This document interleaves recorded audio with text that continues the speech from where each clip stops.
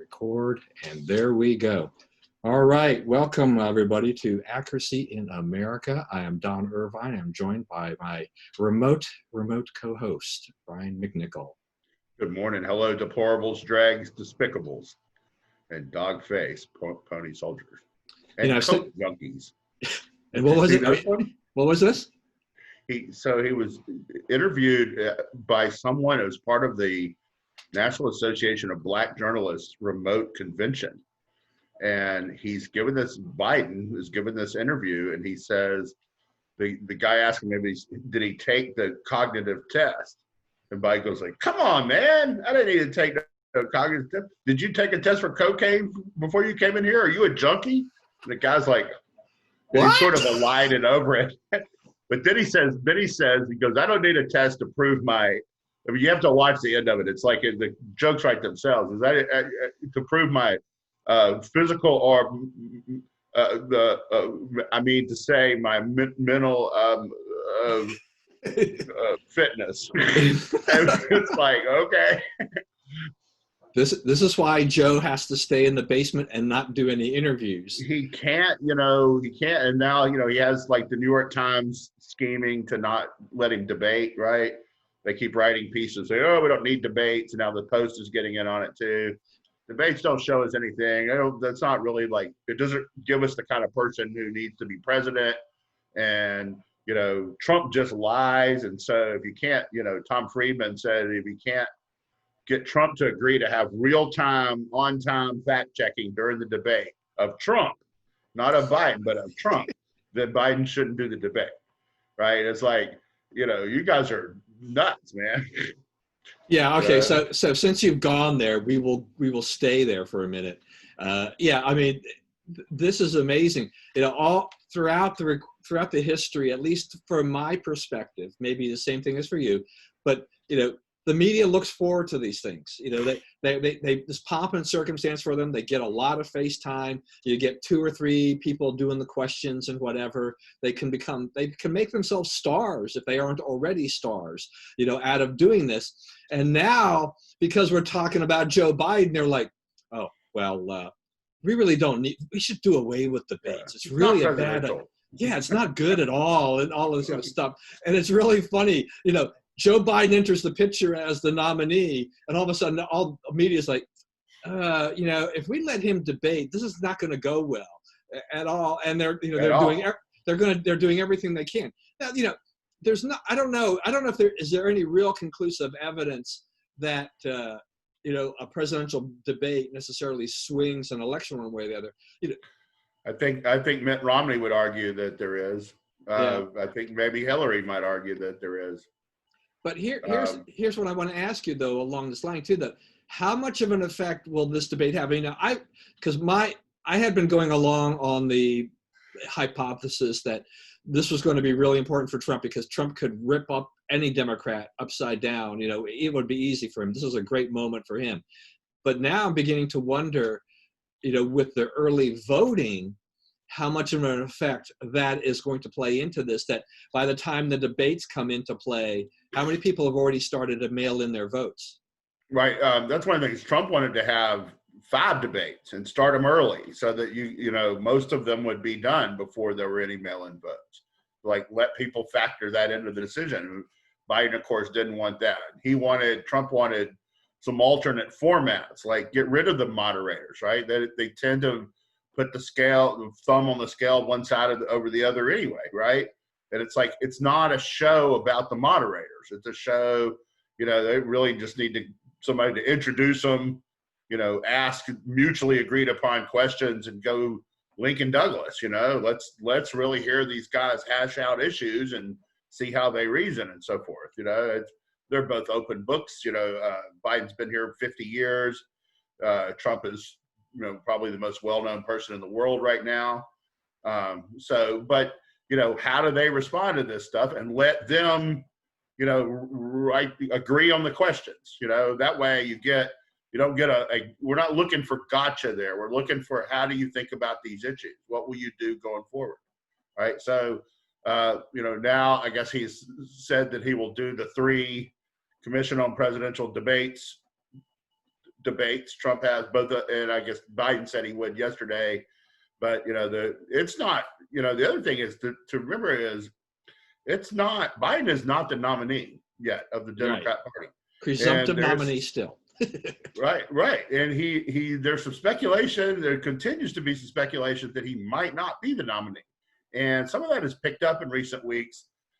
Just the last, I'd say, 10 days or so, you're starting to see Democrats whispering to Republicans that he's getting worse in terms of mental decline, and that they're getting worried that he couldn't handle it. Right. Yesterday, he had a big interview with Fox News, and he sent his wife and didn't do it himself.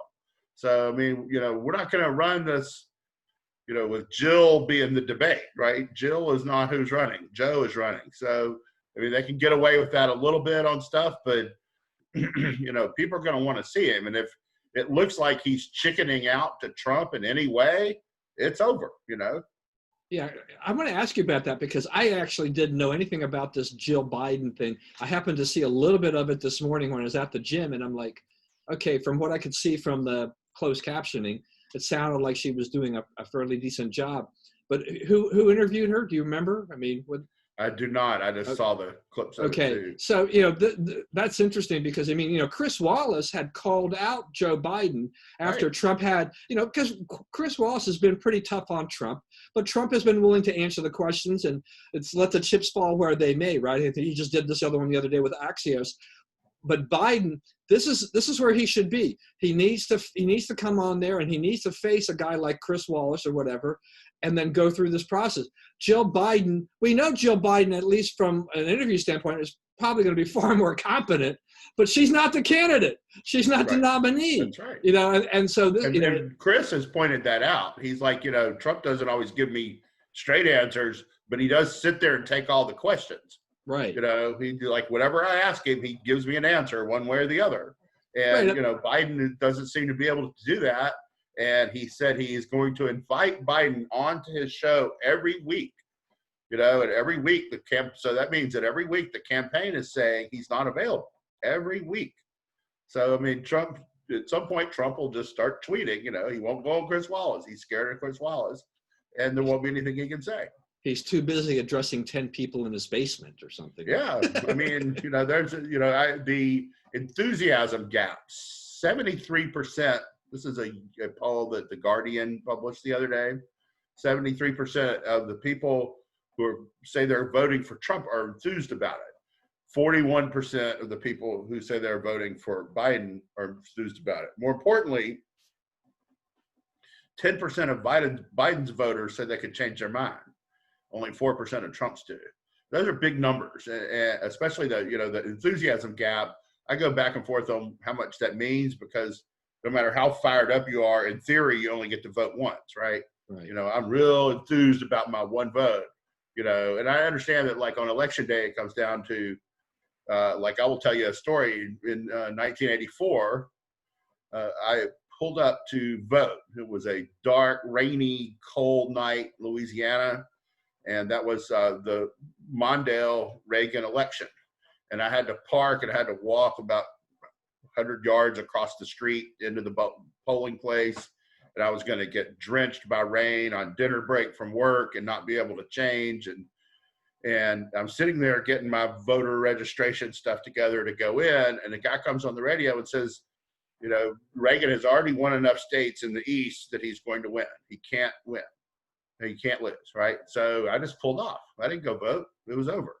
So, I think that, part of the reason you're seeing all these polls, push polls, where they jack up the Democrat percentage 8-10% beyond what the registration would suggest it is, Biden's way ahead on these D+10 polls or whatever, it's because otherwise the people won't vote at all. They're going to assume that he's fallen off the map. And I think in the last week, I also read this morning that Maricopa County, which is Phoenix, Arizona, has now got more Republican voters than Democrats. And I think that's a death knell for Biden. You can't lose Phoenix and have any chance to win that state.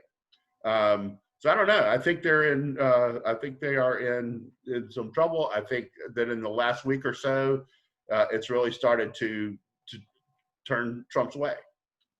Yeah, it's really hard. I mean, we're 90 days away from the election, and I mean, we have these polls, and those are things that we kind of all we can rely on, because as I've said time and time again, we have not had any real traditional campaigning, and it's unclear when we're going to get any traditional campaigning. I mean, the next, this debate, which doesn't happen until the end of September. I mean, it's possible with all this stuff that goes on in the world that that may be the first time we see Biden and Trump together, or at least in a campaign mode, on a national level.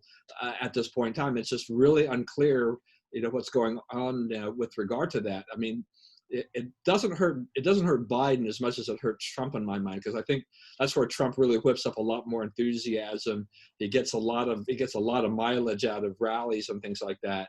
And one of his biggest assets, weapons, has been kind of taken away by the virus, in the situation.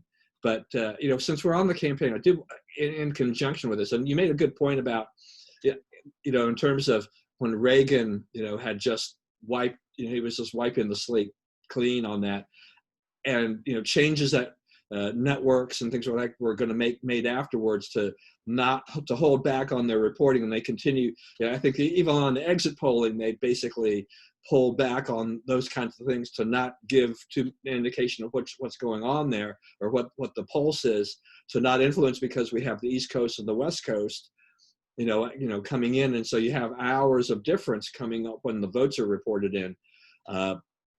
But in conjunction with this election, mail-in voting, which we have discussed a little bit before, this is becoming even more front and center now, and becoming the big hot button issue, I think, in a lot of cases. We just had this morning, I see, or at least last night, somewhere along the line, the Carolyn Maloney race has now been declared in favor of Carolyn Maloney. It's been like 6 weeks. Okay. Was it? I did not see that. I also see that what I was looking at here is Rashida Tlaib is claiming she won, but there's no vote totals to support it. I mean, she probably did win, but it may have been close. I don't know yet. They don't right? even Yeah. They won't give you any numbers, because apparently, I don't think but about 15 or 20% of the votes there have been counted. Yeah. So why are we? That's one district, and it's not like these districts out in West Texas where it's hundreds of miles from one place to the other. It's one district. It's basically two neighborhoods of Detroit. So I mean, if you can't count all the ballots in a place that where the population's that dense, then you have a problem. Yeah. See, I mean, there's so many problems with this mail-in voting. I mean, I think Trump he's threatened to go after, I guess, the governor of Nevada, who's authorized this. So we do have states that are doing voting by mail exclusively. But you look at New York and the problems they had. I didn't have time this morning. I was going to go back and look at the Maloney race, or even the Elliott Engel race. I could have done that, in terms of how many votes were cast. But it wasn't, we didn't get the next day results, right? I mean, it took a while for all the absentees to be counted, all the mail-ins to be counted. How many possible votes would have been cast in there? 50,000, 100,000 votes, or whatever it would be. How many votes are cast for president in the U.S.? 100 million or more? 140 million, 135, 140 million. Okay, so say we had 100,000 votes cast, and it took them 6 weeks to figure that out, and there was lots of disputes about postmarks, invalid ballots, all kinds of things like this. Now multiply that to 140 million. This is a disaster ready to happen. I don't see how this can be pulled off on a national level. Right, and there are states who do it, that do vote by mail. And okay, y'all voted that, you live with it. You look at Washington State, where it appears like it's used to improperly keep Republicans out of office. People got to deal with that. You got to say, okay, we're fine with unfair elections, right? California, there's cost us. There were 4 Republicans who won their congressional seats on election day in 2018. Only to have them revert the results reversed later by ballot harvesting, mail-in ballots, all kinds of crooked, tomfoolery going on there. So the record of it is not good. It's horrible. And, we're not talking about like introducing it to Illinois, right? A state where pervasive corruption exists, right? It does not have mail-in balloting. You're going to come in and say, we're going to begin mail-in voting now. Here, state government of Illinois, which is broke and incompetent and, has just about destroyed the economic health of the state, pass these out to the right people, get them taken up properly and counted properly, and turn in, and we'll all trust your results. You got to be kidding me, right? So, I don't know what they do. I don't think that it can grow any more than it is now. The states who have it, they have it. I don't know the contours of what happened in Nevada. That seems pretty shady. Trump has vowed a court fight on that. I don't know what the basis of the court fight is, but other than that, you're not going to stop Washington and Colorado and Utah from doing it. You don't really have to, right? They're set up to do it. They've got it figured out. But the new states doing this, dreaming this up now to do in November, no, you can't change the rules like that. Yeah, I mean, and I understand, the COVID thing here, but I still think, to me, that you can riot, you can vote. There is one and only one reason for doing this, and that is to promote opportunities for Democrats to cheat. There is no other reason for it. Yeah, look, if you can go to the grocery store, you can go to the polling place and cast a ballot. Exactly. Right? I mean, but the older people or whatever, there's a lot of arguments about their safety and their health and whatever. And we've always known there's always been a little bit of fuzzy, maybe chicanery going on with nursing homes, over the years and things like that. But just the sheer volume of this, I think it was like a local CBS station somewhere. They conducted a test case of 100 ballots, and it didn't go well. The guy, he had all the ballots sent back to a post office box, and so he'd go to the postal service. He's like, "Hey, don't I get any more ballots in this back?" And they're like, "No, we don't have anything back there. Can you check again?" And they check, and they found like there was like a whole tray of these things that they hadn't put back into the box or whatever, and they're like, "Oh, that was just misplaced or whatever." And you're just like, American Postal Workers Union yesterday endorsed Biden. So you have the people who would be handling the mail telling you they're for one of the candidates. Well, and the Democrats what could go wrong, The Democrats are accusing Trump of trying to destroy the Postal Service as part of a reasoning as to why he's out there saying we can't do this mail-in voting type of a thing like this. But you've written a lot about the Postal Service and just it's broken, and this is not an outfit you want to entrust your ballot to, particularly for a presidential election. It was one thing. It's one thing when municipalities were voting by mail or whatever, small time elections or what people that weren't paying that much attention to. But this is a major election. I'm not convinced that necessarily Trump is going to be exactly right when he says, it could be years before we know the results of this. But it could easily be months before we know all the results of the election in November, if you get 150 million votes flooding into the post offices nationwide. They cannot handle this. Right. And that's what the whole idea is, to create chaos. So when Trump wins, you'll be able to claim that it was done crookedly. Yeah. That's what's going on. They know, they're not looking at the Ipsos and, Monmouth and all these once a month college kid polls. They're looking at real polling, and they know they're in trouble. That's why a lot of this stuff is coming out. Also, I don't know if you noticed yesterday, there were raids by the FBI in Cleveland and Miami of buildings owned by a Ukrainian oligarch with ties to Biden. And it is believed that what the FBI is looking for will further implicate Biden in Ukraine corruption. So all that's got to get baked in.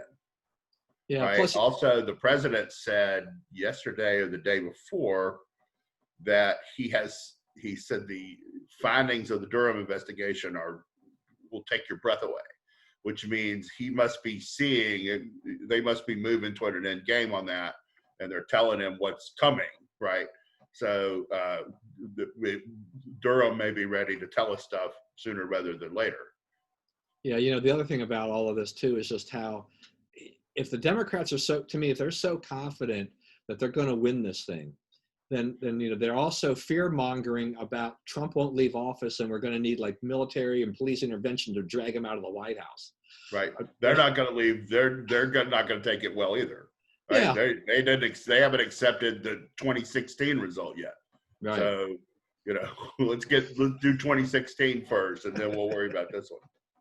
All right, let's move on to some other news. I do want to get your opinion about this thing that occurred late yesterday afternoon, this explosion in Beirut, mammoth explosion. Yes. And I guess reports were like, what was it, 300,000 people are homeless now, and I don't know, I don't remember what the death toll is, but the official response is something to the lines that they've had all this.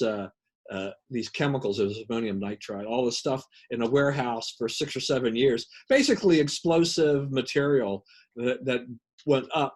But it's not clear to me right now exactly how this all transpired. They're saying it's not terrorism. I mean, what have you read? What have you seen? Give me something here. Well, I've read a couple of things. I mean, no one knows. And, one of the things I read was that it was this, as you described, it was sparked by welding. They were trying to weld a gate over it to keep people out. All this explosive stuff that was in this warehouse was unguarded. Anybody could have gone in there and gotten it. I also read that this was a third the explosive power of the nuclear bomb that was dropped on Hiroshima. So that's pretty serious amount of explosive power. It might have been one of the biggest non-nuclear explosions in history. And I've also read that this has to do with missiles that were being made and or stored in Lebanon to be used by Hamas against Israel. So, I mean, everybody's got their conspiracy theories. It's early in the process. But that seemed the way this happened, and also the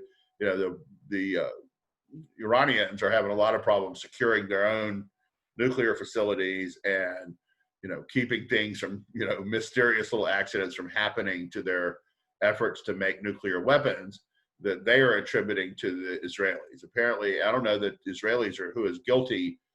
I think we have come up with a way. The United States has come up with a way to move the ground under the reactors, which really scares the people sitting on top of the reactors because it creates uncertainty. I think that's one of the things we did in North Korea that changed the tenor of negotiations with the latest dear great leader.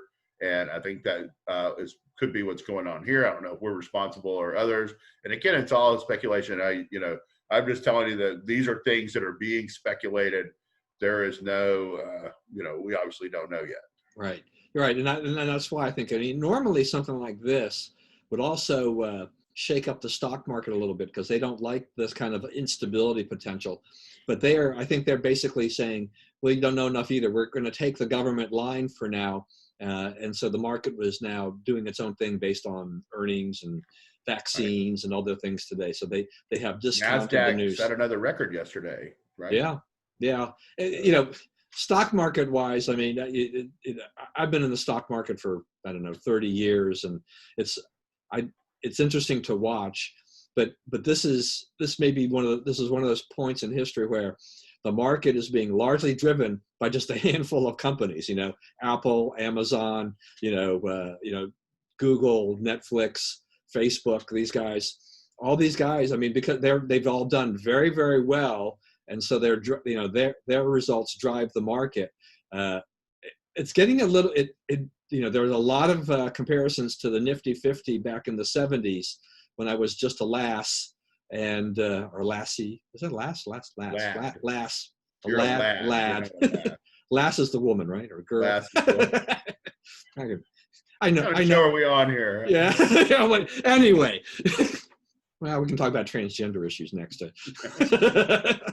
But, and I guess people making some comparisons to that is that has that part of the market gotten too far ahead of itself. But, tech is where it is right now. People love it. And because of the coronavirus, this Robinhood platform, they've added like 9 million people to their platform or something like this year, where all of a sudden everybody's gone back to that day trading route because they're bored to death. Yeah. And so the market's more responsive to that kind of stuff. Other thing is, it's only about half as big as it was 10 years ago. Like the daily shares traded is in the 30 millions, right? Mm. So, I mean, that's things are things move with market changes over time and adjusts and stuff like that. And there's other ways to raise capital now. You don't have to right. And even with the Dow Jones, now that Apple's in it and they're going to split their stock, and the Dow Jones is a weighted index, price weighted index. When they do that, they will actually go into the middle of the pack for influence. So Apple stock will not influence the Dow Jones several months from now once they actually make the split, because their price will have dropped because of the split. All right, anyway, from that divergence, I wanted to also go into yesterday's primary. So we had a few primaries around the country. Missouri, there was a big upset there. The far left beat beat Lacey Clay, who's been in Congress a long time. Yeah. So I guess is she kind of a squad acolyte, the person who beat him? Right. She's a DSA, Democratic Socialist, Alexandra Ocasio-Cortez party / organization, whatever it is. Yeah, and that's a Democrat seat. I mean, she's going to win that. City of St. Louis. It'd be hard for her. There's a Republican running. Yeah. Which we talked about before. Somebody needs to run and point this stuff out and drive up the negatives. Right. Yeah, we need to get more people out there that are willing to take that chance and make, just hold the Democrats accountable, make them a little more honest. Right. And some of them are going to strike gold this year. Where Republicans live and where Democrats live, or where people live who will vote for Republicans v. Democrats, has changed substantially since even 2016. All right. So now, and also the media is making a big deal about the Kansas primary for the Senate. So Marshall beat Kobach, and they they're going out there saying well, the Republicans they dodged the bullet, they breathe a sigh of relief, with that. I guess they feel that Marshall not all of us. will actually be the candidate who can win that seat. I mean, so I don't know. I mean, do you have any feelings about the Kansas primary? I think that Kobach was a good candidate, and I think what hurt him was, I guess, the Democrats were trying to make it him, so they thought he was an easier opponent. But I could also see if Trump stumps in for anybody, he would stump for Kobach, right? He named him to the Vote Fraud Commission. He's been a big Kobach backer. He's endorsed him before, so. That could, I don't know that the Democrat could have withstood that, right? So, people assured me that if Kobach would have won, he would have lost a seat, but I'm not sure that's true. Yeah, it's hard to say. I mean, Kobach, he brings a lot of different opinion within the Republican Party for sure. Yeah, but the thing that is you're not really going to have, given the current political climate, a lot of room to spare on these things. So the more Romney, Lisa Murkowski, Susan Collins people you have to deal with, the harder it's going to be to get anything done. Now the other race too was this Steve Watkins. So he was a freshman congressman, is that right? And who had barely won the seat in 2018, but he got crushed in this primary. So I think what I see is the Republicans problems though. Corruption problems themselves. Yeah, there were some issues about his father and being a straw man for him and all this kind of stuff. So there were some issues. So I think the Republicans may wind up, they probably can now retain that seat, but and not have to worry about it being such a close race, hopefully, for them. Right. Going in there. Sally Yates. That's the thing. The other thing to point out about this is the most important vote those guys ever take is the first one. When they organize the House, organize the Senate, okay? And so you get those, you get a Republican speaker, Republican majority leader, Republicans running the committees, right? Once that goes down, then, if they go off the reservation a little bit, it's not as bad. Yeah. All right, so we'll move on to Sally Yates, because I'm sure you have some kind words for Sally Yates now that she's back in the news. Well, you know what? Sally Yates likes to make a big deal about how above all this she is and how righteous and whatnot. But she signed FISA applications that she knew were not honest, right? And there's no getting around that. It's the same with Rosenstein. All these people tell me, you don't understand, Rosenstein's secretly a white hat. He's doing this and that and the other. He signed those FISA apps, right? He's going to go to jail for that. They all are, right? What they did was illegal and dishonest, and they knew it. And she's in trouble. So she can shout off like she wants to, but she's in trouble. Yeah, I mean, it's interesting to see all this.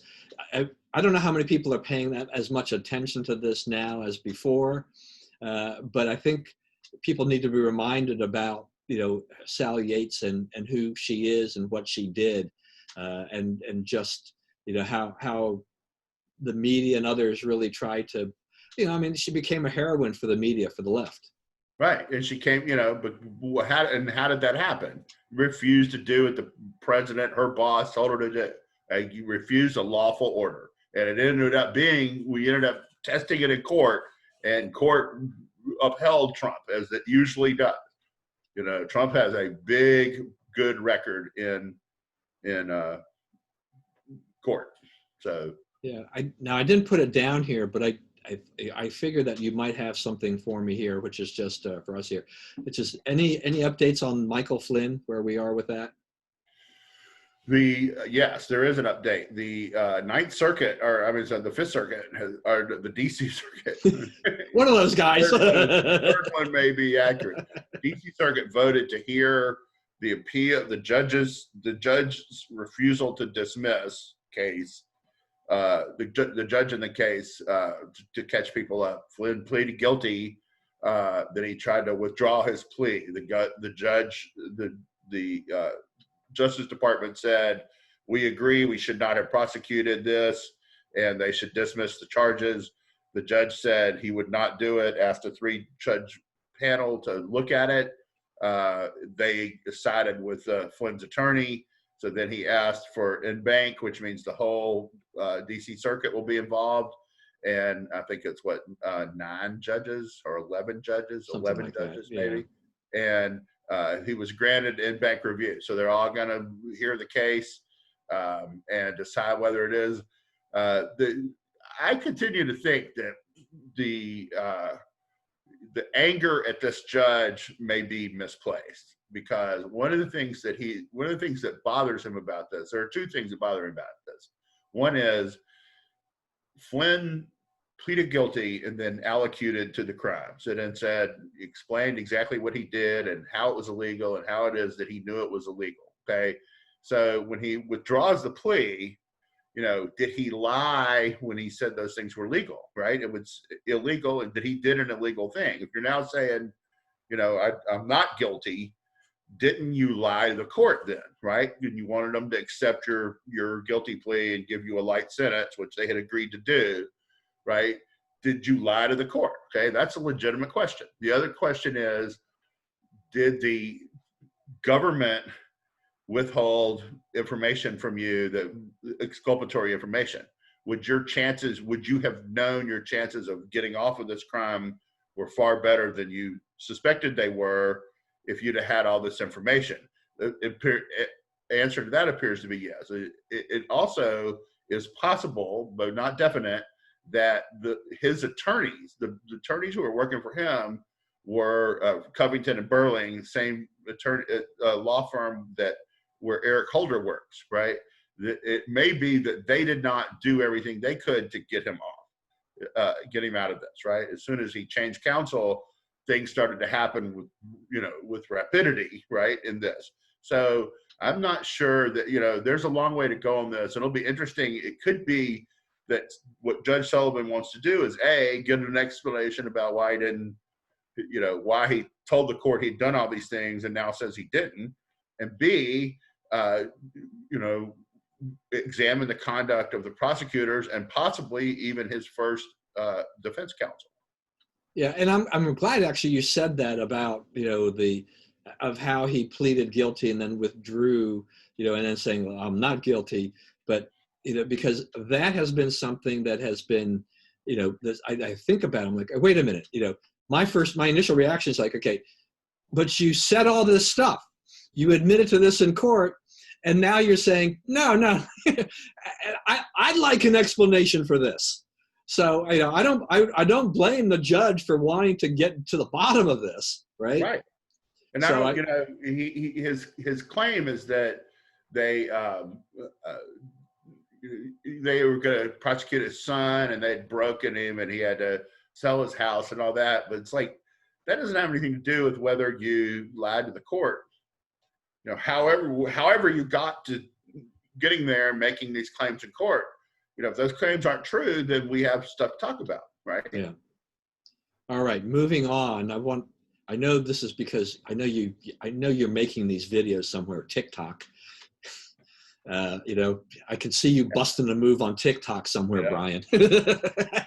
That's right. Anyway, just a couple of old white guys doing strange things on TikTok.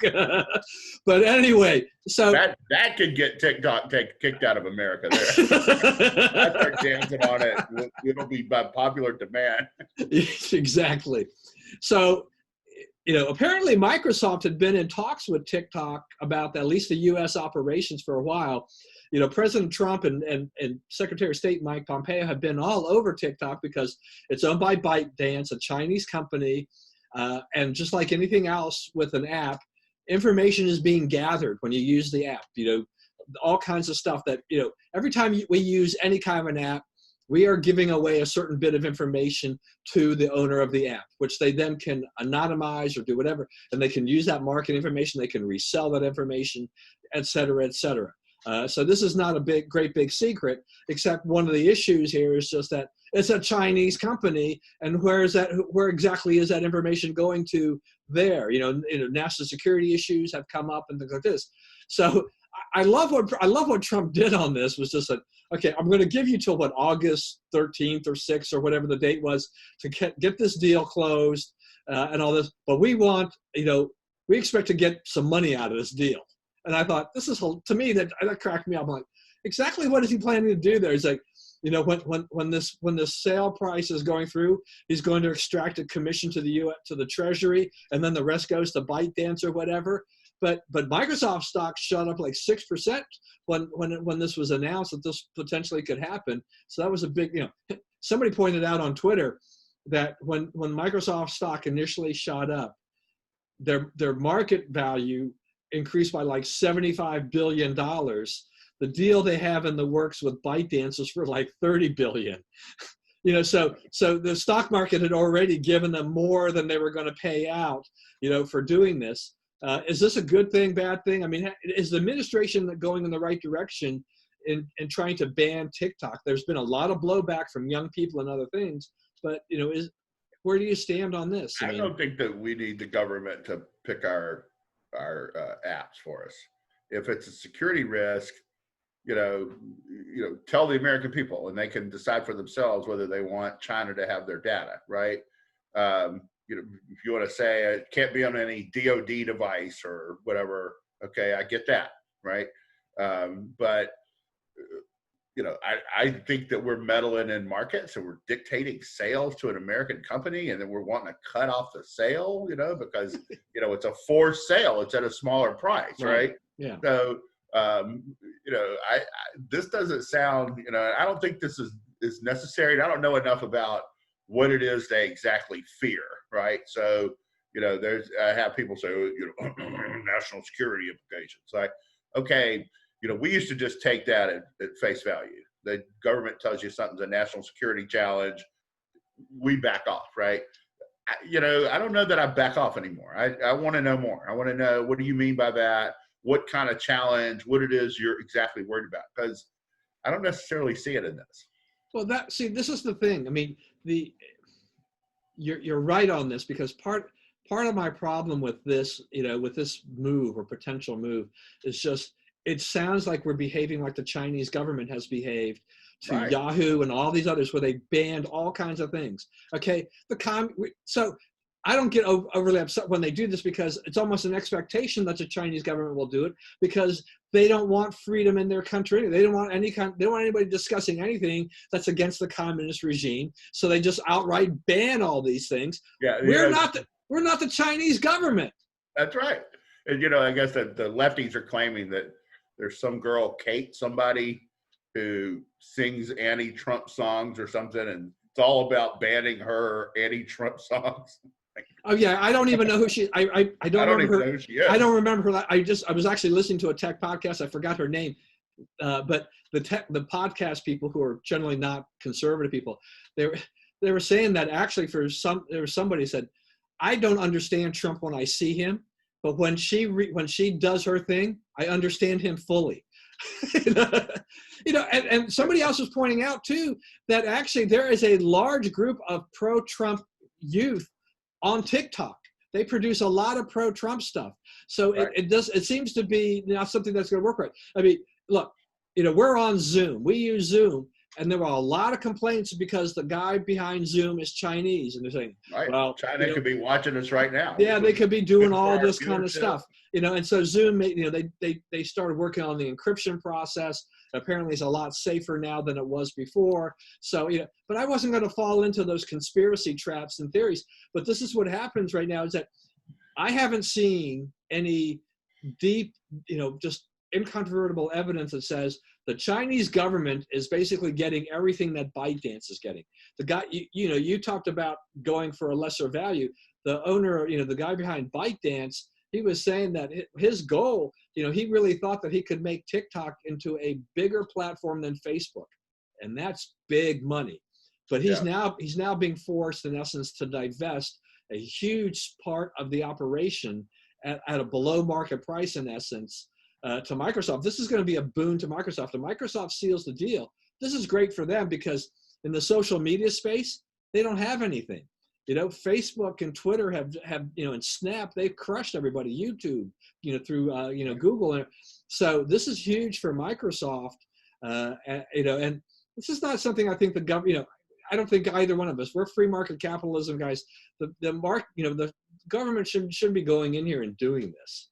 Right, or tell us really what the threat is. Right, really or give us give us a because you can't just mumble national security threat and we'll march. Be transparent. Be transparent on this. It's very opaque right now. We don't really know what's going on here with this. All right, we got to keep moving along. I did want to. Very interesting thing happened. But there's this woman named Ariana Perkay, and she was a producer at MSNBC for 7 years, and she wrote a scathing exit letter about MSNBC and the culture at MSNBC. She'd been producing, The Last World with Lawrence O'Donnell was her last job. But she was talking about how ratings are driving the content, and it's how she thought this was a cancer on the whole network and everything like this. And so, I mean, what are your thoughts about this? This was a liberal, here she was working for a very liberal network with very liberal programming, and she cited instances of decisions that were being made for programming, which where do more on Trump than on Biden type of thing. Right. Yeah. I don't want to break it to her, but if you are, because I've been in this business my whole life, and if you're in the news business, you're producing the news, you're on the cost side of the ledger, right? You're a cost. You don't generate money. The money's generated by the ads, right? You're something they have to pay in order to sell the ads. So yeah, they always cut costs on you. They always demand that what you do sells the most ads, that you don't make the advertisers mad, and that you do things that draw in the advertiser. So I thought it's kind of, most of what she said I thought was kind of naive. Of course, MSNBC, they're in a very competitive race for viewers, and of course they're doing things to get viewers. Of course they're trying to identify their audience and what they want to do. She doesn't, I read through that. I kept looking for some redeeming sentence of, we don't look for truth, right?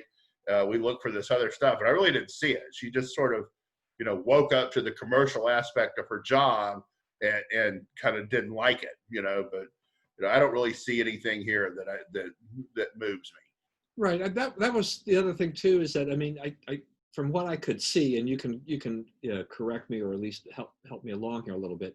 I mean, she's talking about, more coverage of Trump than on Biden, but that seems like a very, like, yeah, well, if you cover Trump, you will get more ratings. If you're, I don't know that she actually said that being more anti-Trump and versus pro-Biden, the bias there, you know, but it's obvious to me that all the networks, you cover Trump, your rating's going to be bigger. Jeff Zucker said as much a couple of years ago, that that this, Trump is really good for our ratings. So Yeah, that's I've heard people say that that they're going to try to sink Biden at the end because if a Biden presidency, no one's going to watch those guys. No one's going to want to see adoring propping up this senile old dude on TV. They like the Trump porn. They like the tune in and hate. Right?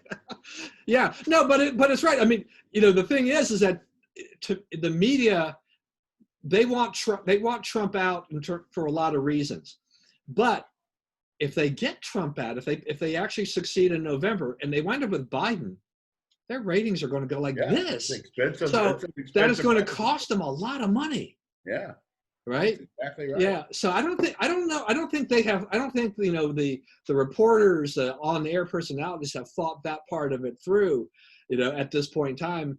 And the bigwigs, maybe they need to kind of, filter down to the on-air people saying, by the way, it's just like, if we continue to push this anti-Trump narrative that he's the devil incarnate and everything like this, and that Biden is the savior of America, be ready for some extreme cost cutting, because our advertising revenues and our ratings are going to go right through the floor. And guess what's going to happen to your job or your salary? That'll be really kind of interesting, to figure out and see what's going on there. Real briefly, school reopenings. The fight is still going on. We're right into the early part of August, but I think some schools are getting ready to reopen very, very soon. Others a little bit later. You've got kids. We've talked about this before. We're seeing so much disparity. I thought it was interesting that Governor Hogan in Maryland he came out and he basically gave the power back to the private schools who just had the rug pulled out from under them by the counties in Maryland, say, you cannot reopen in person until like October or whatever. They had made all these plans, all these arrangements to open, and then the county's like, no, you can't do it. So I'm grateful. It doesn't come from an elected. The typical Maryland fashion, right? Not an elected official. It was the county health officer, right? And then he drops this, Friday night dump, right? And then he was not available for several days to say anything about it. By the time he said something about it, Hogan had rescinded it. Yeah, I mean, this was a backdoor job by your county executive to on behalf of the teachers union to shut down private schools. Private schools are going to make a lot of money, and the homeschooling people and so forth, because parents have seen through this and they're ready to go to school. Okay, so before we go to 2 minutes, I do want to ask you this, because I mean, you're Catholic, and Catholics have I guess they probably have the biggest network of parochial schools, of private schools in the country. I would think by a large margin. They have about 50-60% of the market. Yeah. So, do you think that with the way this haphazard notion of how the schools are going, that parents will look to parochial schools, to private schools, if they can afford it, and just go that way rather than the public school system, because public schools seem to be such a mess now? There's not a slot available in a Catholic school in Northern Virginia right now. Not one anywhere. Which is complete reverse to how Catholic schools were facing some pretty dire consequences just a few years ago. They're lined up as far out the door as they can get. And this is Northern Virginia. This is not a hotbed of conservatism. This is a polyglot, in inner suburbs communities. And they are lined up around the block trying to get into Catholic school. That's great. I love it. I love the fact that they've been able to turn that around and do that, because I've always felt it was a shame to see the Catholic schools that had to close and things like that, because I know that people were getting a great education. Yeah, it costs money, but compare the kind of quality of education you're getting over most public school systems, it was Right. worth it. Yeah, the other side of that is like, all these teachers that have gotten really militant about, we're not going to teach under these conditions, all this Yeah, stuff. It's like replace them, hire new folks. exactly. Right? Yeah, You can't really argue that you're irreplaceable given the test results that we see, right? right. Like, it's pretty much anybody could have produced what you produced. So, if you want to keep your job, go to work. Yeah. Well, considering the unemployment situation today, I think there are plenty of people that would apply for teachers' jobs if given the chance to replace those Absolutely. I people. mean, I would, and you change the requirements, right? Yeah, Temporarily, because you got to fill all these spots, because right. that's what they're hiding behind. Our superintendent over here in Fairfax wrote us all the parents a lengthy letter yesterday, and he basically said the reason they can't offer even 2 days a week of instruction is they don't have enough qualified teachers. I think Montgomery County has waived some of the requirements to get more people in there when they had a teacher shortage in the past. Right? So it's not like you can't do it. It's just that they won't do it. Right. They won't do it Yeah. because and it's on top of that, like these teachers unions around the country are starting to say, you have to shut down all charter schools. You have to, shut down all our competition. It's like, no, we're not rolling back all that because, you're mad that you have to go back to work. You keep, you're getting your full salary to sit home and do nothing. Yeah. We ain't going for that. The other thing is I think you're about to see a property tax movement in this country where people say, if we're not going to school and you're not, paying for heat, cleaning, and all that of those buildings, and you're not running a single school bus, then we want some of that property tax money back, right? You dipped your fingers way in the funding. It's more than half the funding of the entire Fairfax County goes to schools. So, you don't need all that money if we're sitting home and we're looking at our little Zooms, Right. No, and you're right about that, because I've been thinking about this for several weeks about the schools not reopening in cases or just going to online. Was that, you look at me, I am a taxpayer in a relatively high tax county, tax state. I have no kids in the school system. So, but a good portion of my property taxes are going into that system. I'm willing to do this because this is the way the system is that sometimes you have kids, sometimes you don't have kids, whatever. Okay. But now, the factor now is that the kids aren't even going into the schools. So what are we doing with the building, all the expenses that we have there? If we're not doing the normal school system, then why can't we not, ratchet the property taxes back down? Right. And we need to be able to recapture some of that. And I agree with you. I think there is a movement that needs to start, if it hasn't started already, to do something about that and make these administrators right now. I mean, they sit around and they're not concerned about this right now. Right. They don't feel any pressure at all. Right. So it's time for them to feel some pressure. All right. 2 minutes. So we still have this stimulus stalemate going on. The Republicans want a $1 trillion bill that keeps the unemployment plus 600 going, keeps PPP going, basically keeps the economy going, keeps people surviving for a few more months. The Democrats want, Nancy Pelosi is saying 3.4 trillion, and she wants to, as part of this, help us through coronavirus, desperate legislation, no, mail-in voting everywhere, no ID requirements, all state law that requires IDs washed away, stimulus checks, even to illegal immigrants, Green New Deal stuff to start under this, tax breaks for people such as your good self in Montgomery County, who, once the federal tax went down, your state and local taxes, we're still hurt because you're in a high tax jurisdiction. Rather than pressure on Montgomery County to lower its taxes, let's just let everybody off the hook with federal money, and also money for sanctuary cities and money to do diversity equity studies of the marijuana business. Okay, because at a time of national crisis, what we need to know is, are there enough women and minorities running the marijuana business. All right. There's just so much out there. Golly.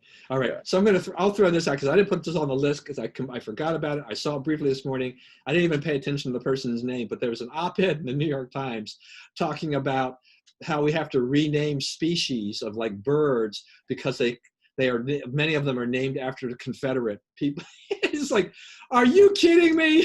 It's like, how far are we going with this cancel culture? All this nonsense. Is like, who in the heck thought about this and spent how much time is spent on thinking about like the Audubon? Well, he was a anti-abolition or so, whatever. It's like, come on. I mean, it's like, how many people think about this? This is absolutely nuts of what we're going through.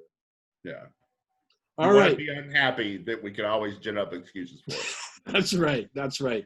All right. Well, thank you again for joining me today. Thank you everyone for joining us. Please, as always, stay safe and stay well. As a matter of fact, something just ran across my screen. It just said that newsflash: Joe Biden will accept the nomination in Delaware and not travel to Milwaukee, not do the Milwaukee convention due to COVID-19. How about that? Lord. So that'll.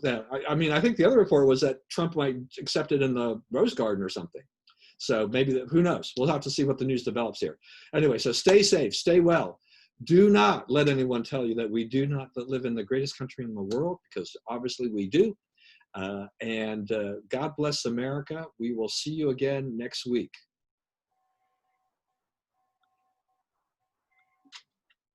There we go. We are done. Thank you. Thank you. So what can we do? What do I need to do to make something happen?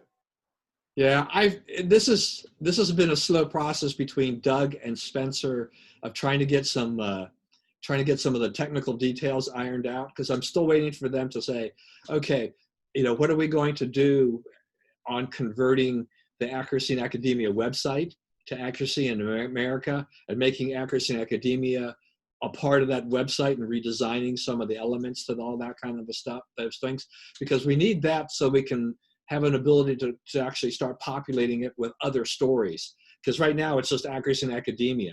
I'm going to try to get Spencer to reorganize the AIA Facebook page so it'll be an Accuracy in America Facebook page. We're going to rebrand it, all this way through with all these different things. And so yeah, I mean, I'll keep you in the loop. It's just this is taking longer than I wanted to, but everything is taking longer than I wanted to. Is there anything I can do to help?